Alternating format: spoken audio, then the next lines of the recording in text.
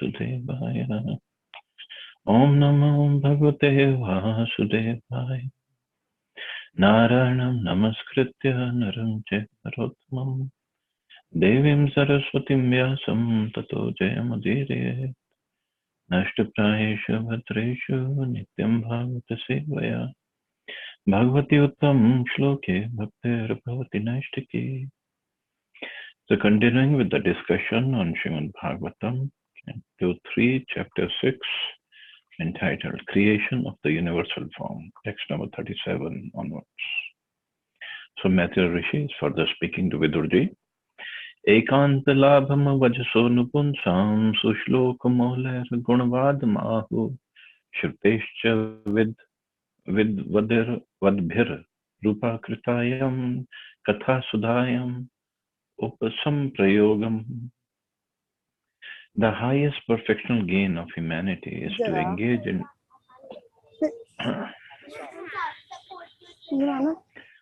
the highest perfectional gain of humanity is to engage in discussions of the activities and glories of the pious actor. Such activities are so nicely arranged in writing by the greatly learned sages that the actual purpose of the ear is served just by being near them. Wow, the poetic verse. The impersonalists are very much afraid of hearing the activities of the Lord because they think that the happiness derived from the transcendental situation of Brahman is the ultimate goal of life. They think that anyone's activity, even that of the personality of Godhead, is mundane. But the idea of happiness indicated in this verse is different because it relates to the activities of the Supreme Personality who has transcendental qualities. The word Gunavadam is significant because the qualities of the Lord and his activities and pastimes are the subject matter for the discussions of devotees. Actually, that is the only subject matter for discussion. Because by discussing Krishna's pastimes, one gets attracted to Krishna. One leaves his attraction for the material world. And by getting attracted to Krishna, it's blissful, and one becomes purified, and one gets eligible to go back to spiritual world, which is again more blissful. So it's all win-win situation. A rishi like Maitreya is certainly not interested in discussing anything pertaining to the mundane qualities. Yet he says that the highest perfectional stage of transcendental realization is to discuss the Lord's activities. So it's not that once one achieves perfection in the material world, he stops discussing. In fact, he discusses the activities of the Lord much more. He chants and holy names of the Lord much more because now he's relishing the taste. He's really relishing those pastimes. He's really relishing being in the pastimes because he's realizing those pastimes. And he's really relishing and enjoying being there. For him, this is the spiritual world itself. Because he cannot see of anything except the Lord and his pastimes. That is a perfection stage. For us, we have to somehow force ourselves to chant, to read Prabhupada's books, to discuss Krishna's pastimes, to hear Krishna's pastimes. But just imagine the stage where we start getting some taste, then we won't even want to give it up. We want to discuss it more and more and more and more. Srila Jiva Goswami therefore concludes that topics regarding the transcendental activities of the Lord are far beyond the transcendental realization of Kaivalya happiness.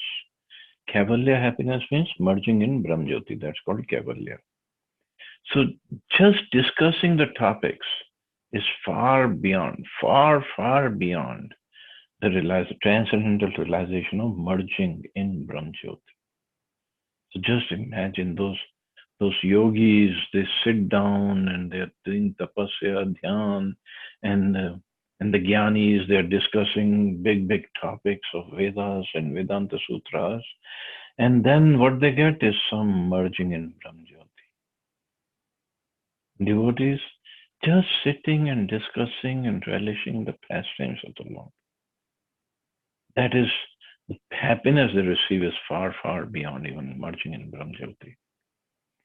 These transcendental activities of the Lord are so arranged in writing by the great sages that simply by hearing of those narrations one becomes perfectly self realized, and the proper use of the ear and the tongue is also achieved.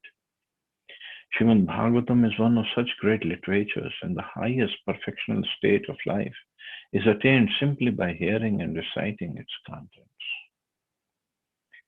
So, this is how Srimad Bhagavatam is considered one of the best literature, the best literature, and that simply by hearing and reciting its contents, highest perfection state of life is attained. Prabhupada did say that the transcendental activities of the Lord are so arranged in writing by the great sages that simply by hearing of those narrations one can become perfectly self-realized. But at the same time, one has to be very careful. Careful about the qualification of our discussing, of our understanding, of our hearing, the intimate pastimes of Krishna. In Goswami literature, we'll find plenty of those. But if we are not qualified, then the same pastime, same our recitation and hearing might have adverse effect on us. So, if we feel this is having adverse effect, and actually, like I posted the other day about Prabhupada and his disciples, and Prabhupada was chastising them, you're not qualified to hear about gopis and Radha Krishna pastimes. So, if we are not qualified, let's become qualified. That's all it is. Once one Indian couple came to Prabhupada, I think it was in Hyderabad, and they asked Prabhupada, Swamiji, can you tell us the pastimes of Radha and Krishna? Prabhupada kept on evasing that question and that request. And then they asked again. And then after a while, Prabhupada said, well, you're not qualified. Then that couple said, no, Swamiji, we are qualified. Then Prabhupada had to tell them, I am not qualified, so I cannot discuss those pastimes. Those pastimes are confidential in the sense that, of course, they are available in the bookshops. So many bookshops are there available with those books in confidential pastimes of Radha Krishna. They are confidential in the sense we cannot understand the real meaning. We cannot understand the import because our frequency, the instrument that we have, it's not matched to that frequency yet. That's all. And so we just have to work on our qualification, on our eligibility. That's all.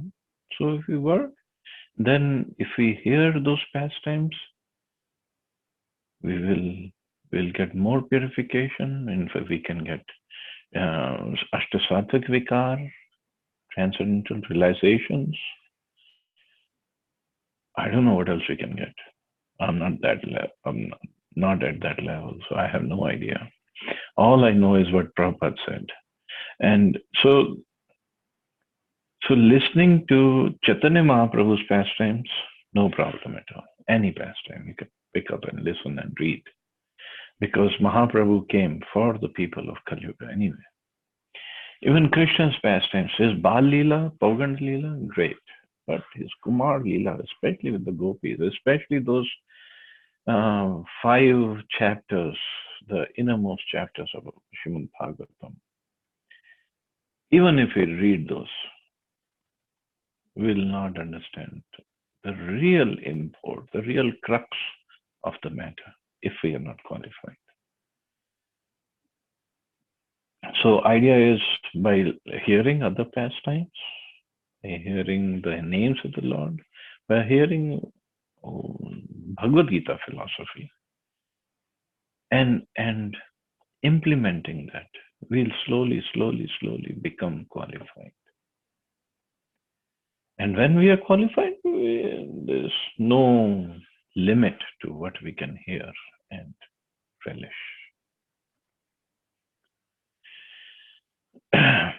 आत्मनो वसतो वत्स महिमा कविनादिना संवत्सर सहस्रांते धिया योग विपक्यया. O my son, the original poet Brahma, after mature meditation for 1,000 celestial years, could know only that the glories of the Supreme Lord are inconceivable. So this is Brahmaji's realizations. There are some froggish philosophers who want to know the Supreme Soul by means of philosophy and mental speculation. And when the devotees who are to some extent in knowledge of the Supreme Lord admit that the glories of the Lord are inestimable or inconceivable, the froggish philosophers adversely criticize them.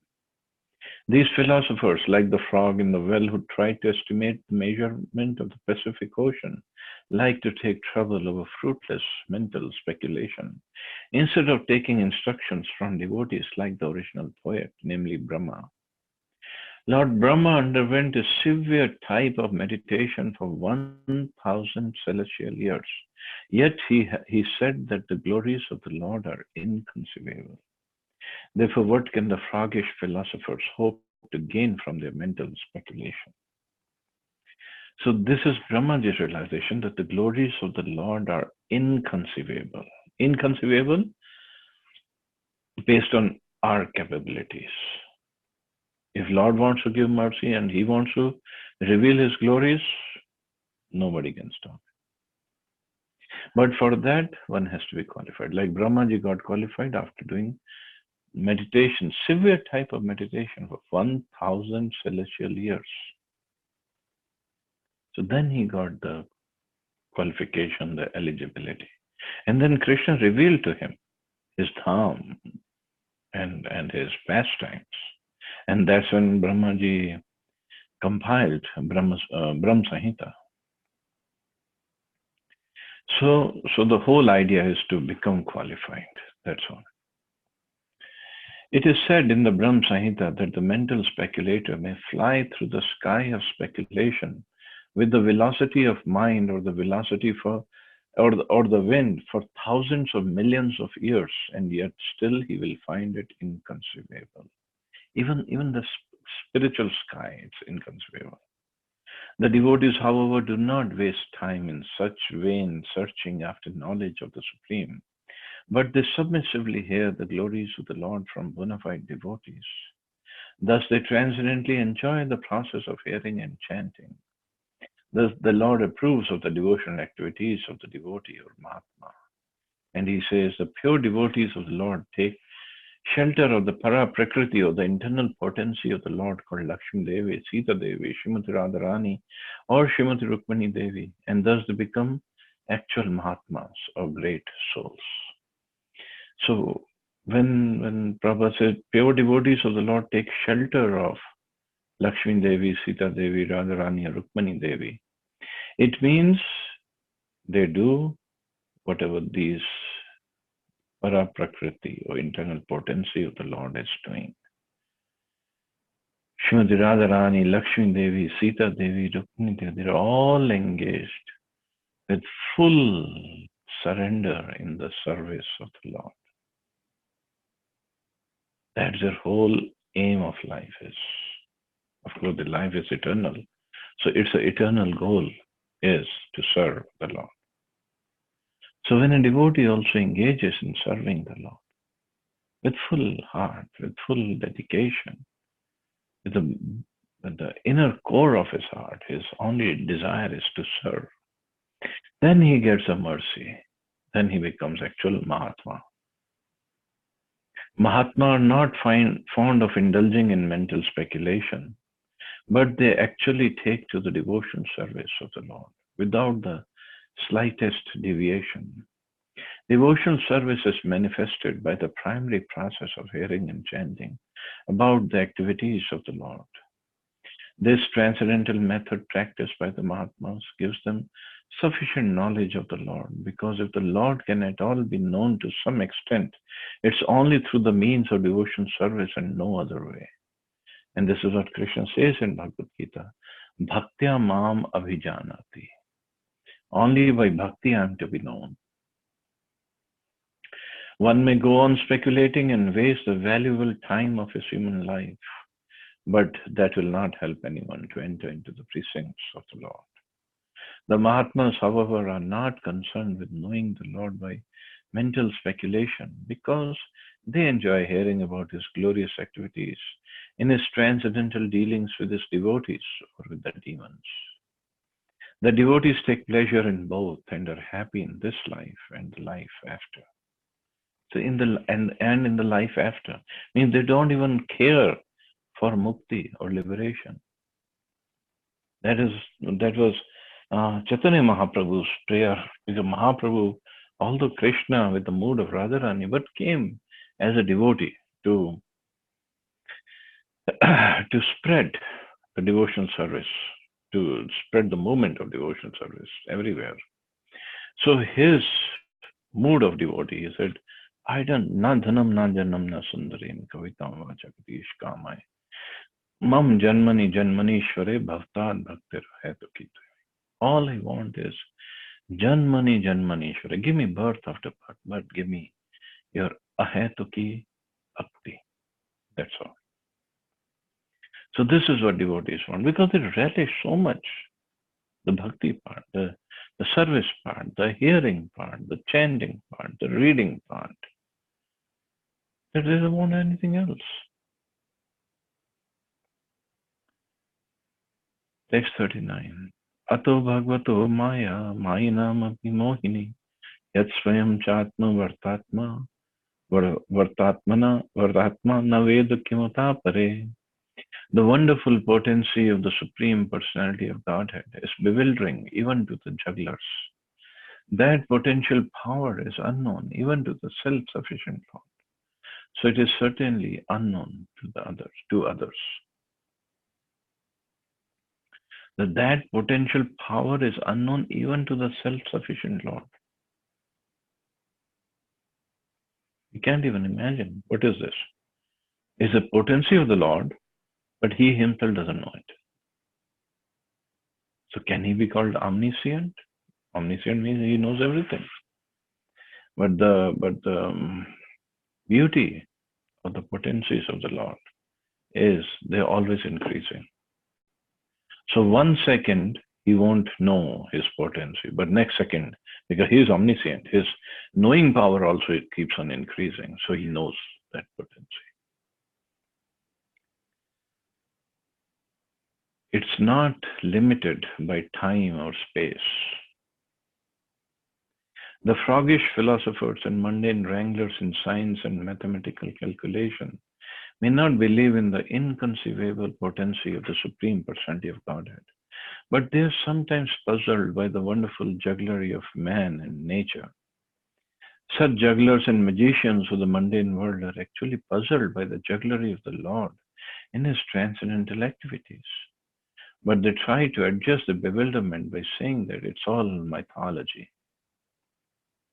There is, however, nothing impossible or mythological in the supreme omnipotent person. The most wonderful puzzle for the mundane wrangler is that while they remain calculating the length and breadth of the unlimited potency of the Supreme Person, his faithful devotees are set free from the bondage of material engagement simply by appreciating the wonderful jugglery of the Supreme in the practical field. So devotees, they are, oh yeah, my Lord, what is it that he cannot do? He can do everything. The speculators can keep on speculating. Oh no, this scripture says that he can only do this. This says that he does this. Oh, where is this new activity coming from? Just like once Narad Muni was passing by a village. So he met a Brahmin Brahman was busy worshipping the Lord, the deity. And Brahman saw Narad Muni and he asked Narad Muni, "Oh Muni Dev, where are you going?" Narad Muni said, "I am going to Vaikuntha to see the Lord." So Brahman asked him, "Okay, when you see the Lord, can you ask him how much longer I have in the material world and when can I come back?" Narad Muni said, "Sure, I'll ask him. You're doing such a wonderful worship. I'm pretty sure you'll come. You'll go back very soon."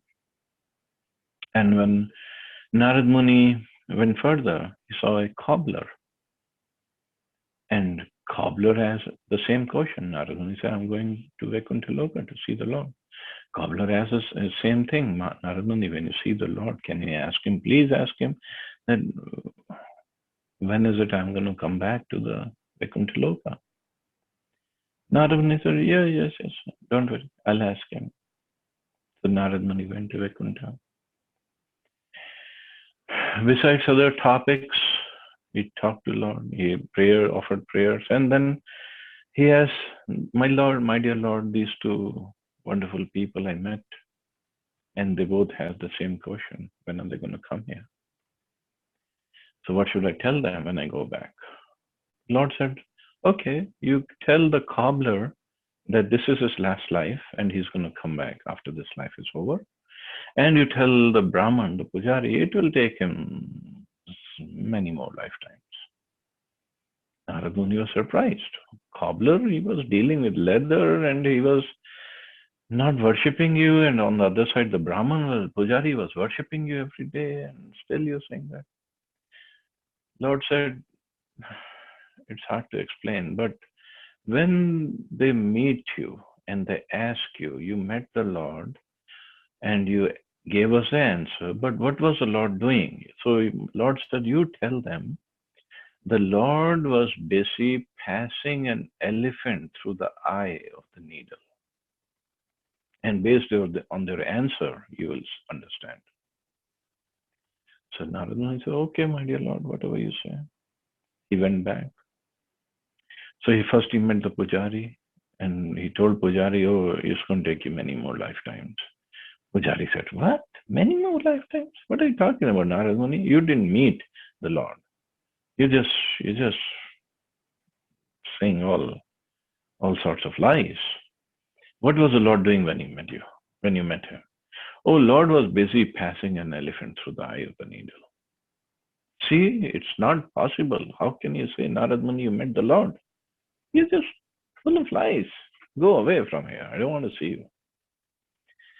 Narad Muni said, "What is this? I'm telling him what Lord told me, but he's still not believing it." So he went to the cobbler. And the cobbler asked, "So what did the Lord say?" "Oh, Lord said, you will come back after this lifetime." "Oh, really? My Lord is so merciful. Although I'm a sinful person, still He's going to accept me." "What was the Lord doing when you met Him?" Narad Muni said, "Well, he was passing an elephant through the eye of the needle." And cobbler started dancing. "Oh, my Lord is so wonderful. He is so amazing. His pastime activities are wonderful, inconceivable. He is passing an elephant through the eye of the needle." And Narad Muni was looking at him and he understood this. This cobbler is a big devotee. But he asked the cobbler, "So you believed it when I said the Lord is passing the elephant through the eye of the needle?" Cobbler said, "Of course I believed it. What's there not to believe? My Lord can do anything." Cobbler said, "Look at this tree I'm sitting under. It's a huge tree. But this tree came about from a seed. So when the Lord can put this big tree into that seed, what's so difficult for him to pass an elephant through the eye of the needle? It's very easy for him." So Narad Muni now understood that it's all a matter of faith. Do we have faith? Once devotees asked Prabhupada, "Oh Prabhupada, you say that just by chanting 16 rounds every day and following the four regulative principles, we'll go back to the spiritual world?" Prabhupada just looked at them and he said, Do you have any doubts? And the devotees were completely doubtless, no more doubts, full faith in Prabhupada's words. So we don't need to have any doubts in Prabhupada or in the Supreme Lord. Just have, with full faith, we continue, we carry on his instructions, and definitely Prabhupada, because Prabhupada told his disciples, I have key to the back door of Golok Vrindavan. So I'll take you through the back door, even if you're not fully qualified. So with this faith, we carry on with the instructions of Prabhupada. We carry on with our sadhana, chanting and reading and doing other services. And with this faith in Prabhupada, Prabhupada is not the one who's going to lie. Even Krishna can sometimes tell lies, but not Prabhupada. So let's have full faith in Prabhupada and Prabhupada's words. And even if we don't understand the Virat Rupa and the formation of the universe in the Srimad Bhagavatam, with faith we still keep on reading Prabhupada's books. And we will get qualified. We'll get the eligibility to serve Prabhupada in the spiritual world again. Like Prabhupada gives the same example. A small banyan fruit tree contains thousands, a small banyan fruit contains thousands of small seeds, and each seed holds the potency of another tree, which again holds the potency of many millions of such fruits as causes and effects. So the trees and seeds engage the devotees in meditation about the activities of the Lord, while the mundane wranglers waste time in dry speculation and mental concoction, which are fruitless in both this life and the next. In spite of their pride in speculation, they can never appreciate the simple potential activities of the banyan tree. Such speculators are poor souls destined to remain in matter perpetually. So I'll stop here. See anybody has any questions or comments. Oh, well, there is only one verse left, so let's complete that one also. Text 40. Yato aprapya nevartanta vachascha manasa saha aham chanya me devas tasmai bhagavate namah. Words, mind, and ego with their respective controlling demigods have failed to achieve success in knowing the Supreme Personality of Godhead. Therefore, we simply have to offer our respectful obeisances unto Him as a matter of sanity.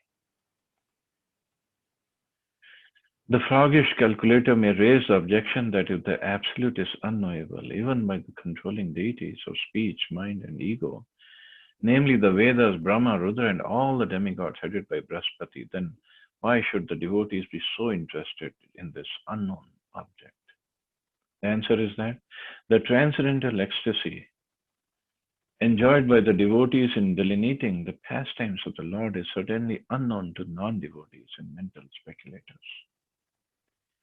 So with devotion, he offers, matrimony is offering his sincere surrender, namaha, to the Supreme Personality of Godhead, Bhagavate. One has to follow in the footsteps of great sages and devotees like Maitreya and Vidura, Maharaj Parikshit and Shukdev Goswami, and engage in the transcendental devotional service of the Lord, if one would know his ultimate feature, which is above Brahman and Paramatma.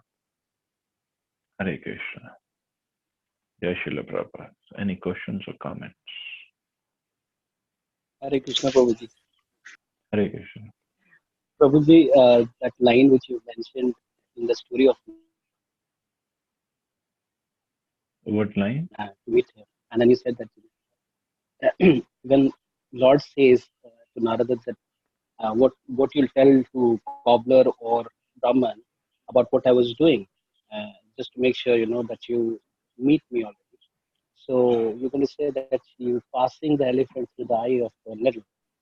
That's a wonderful story. Eye of the needle. Yeah. Eye of the needle. Yeah. Prabhupada said this story many times actually. And especially Narad Muni has he has a past of lot of conflicts. So wherever he goes, Even if he goes to Lord Shiva or to Lord Vishnu, wherever he goes, if there is a conflict.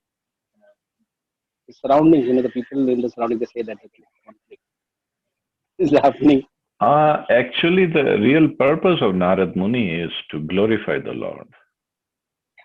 So maybe his nature, his way is to create conflict, when the ultimate end is to glorify the Lord, and always happens like that.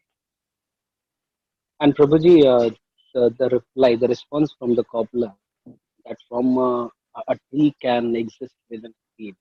From the seed, it just comes out. So that was a beautiful explanation. Quite, Yeah.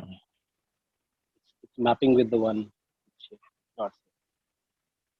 Thank you so much, Prabhuji. Hare Krishna. Thank you, Hare Krishna. Any other questions or comments? Thank you so much, Prabhuji. Thank you so much. Thank you, ma'am. Nice class. Hare Krishna, Prabhuji. Good class. Hare Krishna. Hare Krishna. Thank you, Prabhuji. Very Yes, nice Krishna. class. Very good examples. Hare Krishna. Thank you, ma'am. So we'll stop here. You all have a wonderful day. Hare Krishna. Jai Srila Prabhupada. Jai Shri Prabhupada. Hare Krishna. Jai Shri Prabhupada. Jai Shri Prabhupada.